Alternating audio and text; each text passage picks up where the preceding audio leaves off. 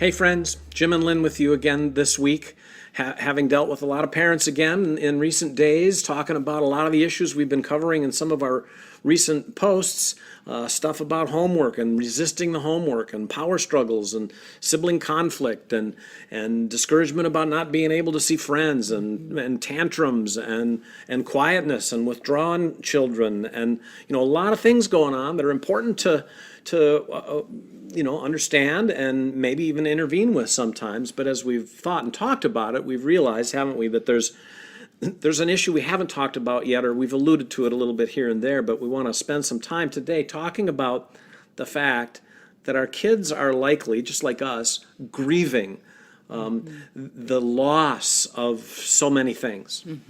The loss of school and friends and activities and being able to have play dates and so many things that have been turned upside down with limited ability to process those emotions. Yeah, and as parents, we tend to often try to help our kids get over it and to deal with this. And maybe we distract them with happy things or diversions or rewards or treats of some kind. And, there's some merit to that, to just bring some happiness and some immediate joy into life. But that also sort of creates another dynamic, doesn't it? Yeah, right. It says, let's not deal with those difficult feelings. Let's just sweep them aside and pretend they don't exist. And then we're not seizing this opportunity of helping our kids learn really good coping skills when life disappoints them. Because this is, if this is your first big disappointment for your child, it won't be your last. Yeah, and think about you if you've grieved or when you grieve. What it feels like at the core to be told you shouldn't feel this way. Because sometimes when we, with good intentions, try to do these things to help alleviate our kids' disappointment or grief, we sort of communicate this subtle message to them that they shouldn't feel the way they should feel. They should be able to get over it. Other people have it worse than you do. Come on, buck up. And again, there's merit to building some toughness in our kids, but if we do it at the expense of validating hard and difficult feelings, then sometimes that grief stays deeply locked inside. And it comes out in twisted ways and in difficult to grasp ways. And so we've got an opportunity in this to really help our kids go through their grief rather than just bury it. And we want to talk about practically how to think about this for a minute. Well, I have a story just from a mom, a classic situation. Her daughter did not like to talk about feelings, and she didn't like questions. So any, how are you feeling about this, honey, was not going to have any success. So she shared her story with me, and I think it's very helpful. They announced today that our schools will now be closed for the rest of the year. Blair was super upset and angry. She was slamming things on the table, giving me the evil eye, and stating all the things she wouldn't do. I was able to stay calm and remember that she needs me to not take it personally and to stay safe with her. She ran to a private spot. A little while later, I joined her and gave her a piece of gum. I didn't ask her any questions, but I just said, I know this sucks and it isn't what you want. I'm not excited about it either, but we'll all get through it together. Then at dinner, I pulled out our feelings chart, and we each went around and pointed at all the feelings we felt today and why. And Blair actually did it. It was such a great and logical way for us to talk about feelings in a non-threatening way. What a beautiful story.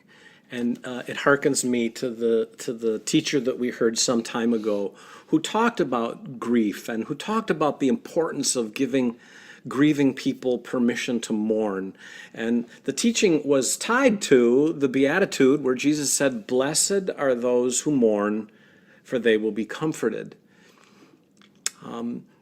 And true comfort in a time of grieving is directly linked to mourning. So we need to permit the mourning. And the way that this teacher described mourning was so beautiful. It was that mourning is when we're given permission to allow the things that are stirring inside us to come out.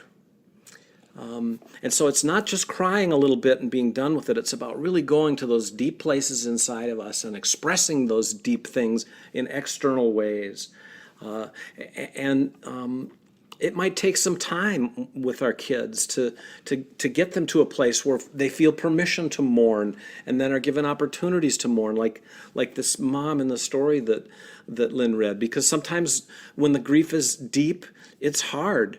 And so just like God patiently waits with us when we grieve and is present with us, your patience and your presence with kids during their grief is what's needed on the way to helping them learn and understand to manage their feelings and to understand God's presence with them in the middle of these hard feelings. And we've designed a little activity that we've used in other ways that we want to discuss just briefly that may be a tool that you can use to help especially your younger kids, or you could adapt this for your older kids, to do some of this work of mourning, of grieving, of getting out what's kind of locked up on the inside. It's just, we call it the paper plate activity, where you draw different emotions on paper plates and then help kids understand that oftentimes it's their anger, as in Blair's situation, that covers up deeper feelings of hurt, sadness, grief, loss, insecurity, anxiety, those kinds of things. So check out that link. And then just for your littler kids that just can't talk much about their feelings, you can draw your feelings, do Play-Doh, imaginative play about disappointment. Can be helpful, talking through with your kiddos once they're starting to verbalize what's not good about this situation. Once they what else is not good, and then you can go on to, well, what is good about it, and what can we do about the things that are not good. And even in our work with teenagers, when I worked, for years with teenagers, the way we helped kids learn to grieve was just give them permission to say their hard feelings. How are you feeling?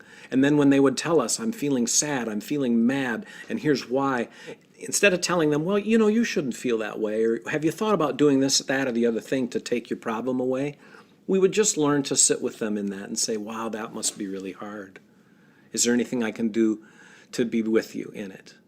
And that was it. And then over time, as we did more and more of that, they would start to talk about it, and then we might be able to ask the question, well, what do you want to do about that? And they would start to problem solve, and we could give ideas and help them, but not until the grieving and the mourning was well underway or even started to complete. So we invite you to consider that. Your kids might be grieving, they need to mourn, and you might be just their best helper to give them the permission to mourn so that you all can receive the comfort of doing this mourning, the comfort of God's presence with you, God's purposes for you, as we resume whatever new normal is going to be. So as always, we invite you to ask us questions, reach out to us, tell us how we can pray for you or help you through this process if you like these ideas but feel a little bit stuck. We're here to help you, and are waiting for you to reach out to us if you'd like. So God bless you.